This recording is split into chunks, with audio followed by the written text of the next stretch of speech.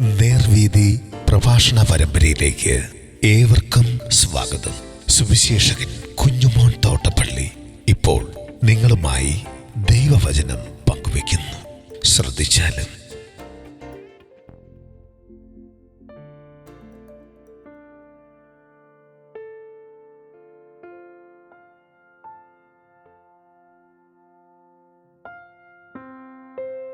ജീവനിലേക്കുള്ള സത്യവഴി. ദൈവനാമത്തിന് മഹത്വമുണ്ടാകട്ടെ. യോഹന്നാൻ സുവിശേഷം 14-ാം അധ്യായത്തിൻ്റെ 3 മുതൽ 6 വരെയുള്ള വാക്യങ്ങൾ ഞാൻ വായിക്കുന്നത് ശ്രദ്ധിച്ചാലും. ഞാൻ പോയി നിങ്ങൾക്ക് സ്ഥലം ഒരുക്കിയാൽ ഞാനിരിക്കുന്നിടത്ത് നിങ്ങളും ഇരിക്കേണ്ടതിന് പിന്നെയും നിങ്ങളെ എൻ്റെ അടുക്കൽ ചേർത്തുകൊള്ളും. ഞാൻ പോകുന്ന ഇടത്തേക്കുള്ള വഴി നിങ്ങൾ അറിയുന്നു. തോമസ് അവനോട്, കർത്താവേ, നീ എവിടെ പോകുന്നു എന്ന് ഞങ്ങൾ അറിയുന്നില്ല, പിന്നെ വഴി എങ്ങനെ അറിയും എന്ന് പറഞ്ഞു. യേശു അവനോട്, ഞാൻ തന്നെ വഴി, സത്യവും ജീവനുമാകുന്നു. ഞാൻ മുഖാന്തരമല്ലാതെ ആരും പിതാവിൻ്റെ അടുക്കൽ എത്തുന്നില്ല.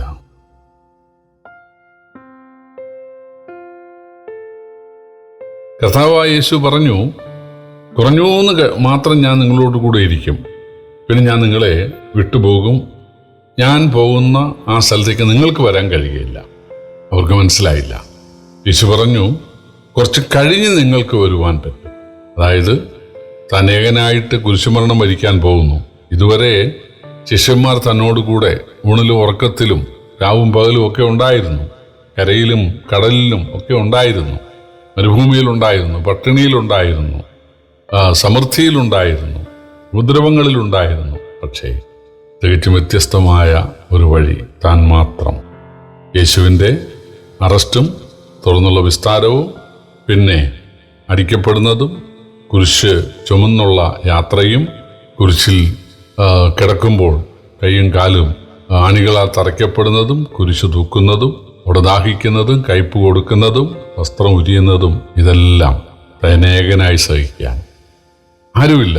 താൻ ഭക്ഷണം നൽകിയവരില്ല, സൗഖ്യം നൽകിയവരില്ല, താൻ മരിച്ചുവെന്ന് ഉറപ്പിച്ചവരില്ല. എന്തിന്? തൻ്റെ അരുമ ശിഷ്യന്മാരും ഇല്ല. എല്ലാവരും ഓടിപ്പോയി.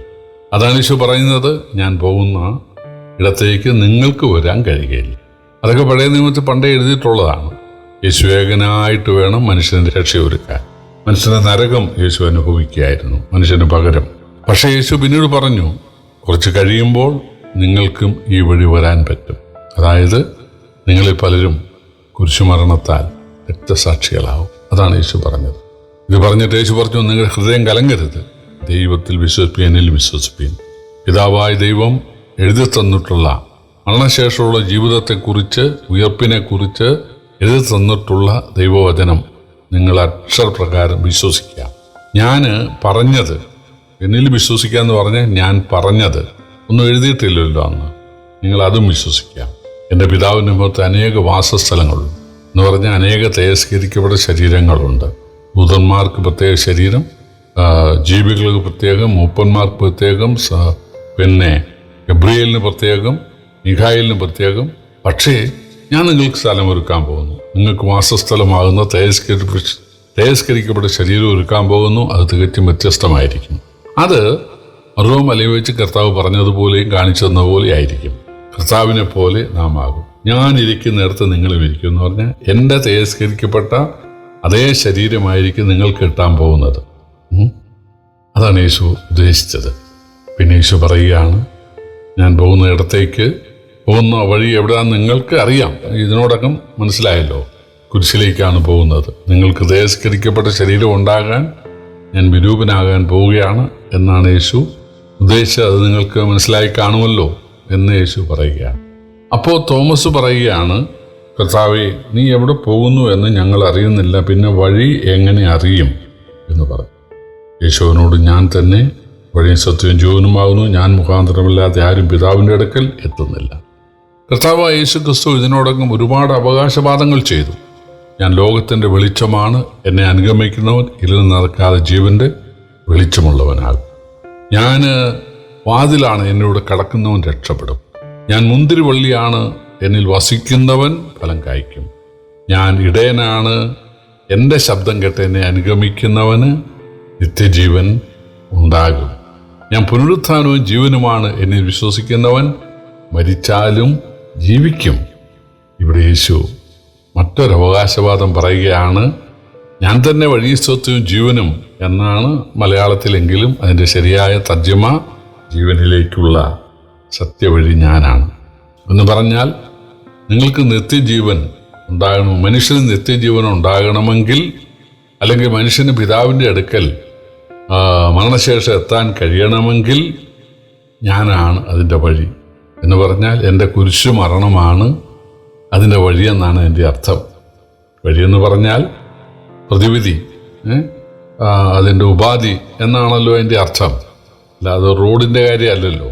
അപ്പോൾ നിങ്ങൾക്ക് പിതാവിൻ്റെ അടുക്കൽ മരണശേഷം എത്തണമെങ്കിൽ, അതായത് ആ പർദീസയിൽ എത്തണമെങ്കിൽ, മനുഷ്യന് മരണശേഷം പർദീസയിലെത്തി എന്നെപ്പോലെ തിരസ്കരിക്കപ്പെടണമെങ്കിൽ അതിനുള്ള വഴിയാകാൻ വേണ്ടി, അതിനുള്ള ഉപാധിയാകാൻ വേണ്ടിയാണ് ഞാനിപ്പോൾ കുരിശിലേക്ക് ഏകനായി പോകുന്നത് എന്നാണ് യേശു പറഞ്ഞത്.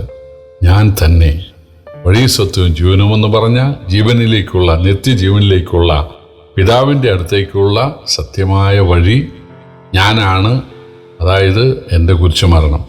പ്രായലേഖനത്തിലുണ്ട്, യേശു തൻ്റെ ദേഹമെന്ന തിരശ്ശയിലൂടെ നമുക്ക് പ്രതിഷ്ഠിച്ച ജീവനുള്ള പുതുവഴിയെന്ന്. അപ്പോൾ യേശുവിൻ്റെ ദേഹത്തടിയേൽക്കുന്നതും യേശു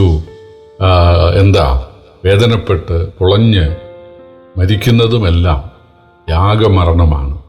ആ യാഗമരണമാണ് നമ്മുടെ പാപത്തിന് പ്രായശ്ചിത്തം. പാപി മരിച്ചാൽ മതി, പാപമില്ലാത്ത യേശു മരിക്കുന്നു. അതാണ് ദൈവം എന്ത് ചെയ്യുന്നത്, നമുക്ക് പകരമായിട്ട് അംഗീകരിക്കുന്നത്.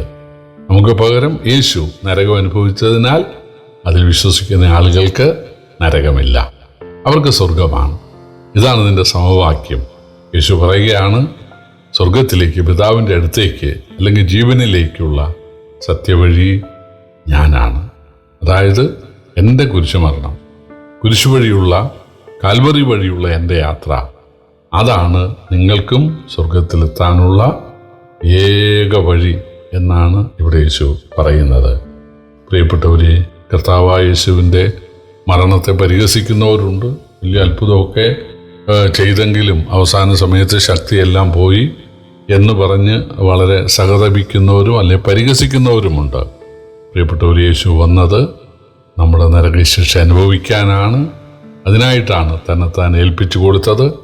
അതിനായിട്ടാണ് കർത്താവ് കയ്പ് കുടിച്ചത്, അല്ലെങ്കിൽ കയ്പ് ടേസ്റ്റ് ചെയ്തത്, നഗ്നനായത്, പിന്നെ നിലവിളിച്ചത്. അതിനായിട്ടാണ് യേശു കുരിശിൽ യാഗമായത്.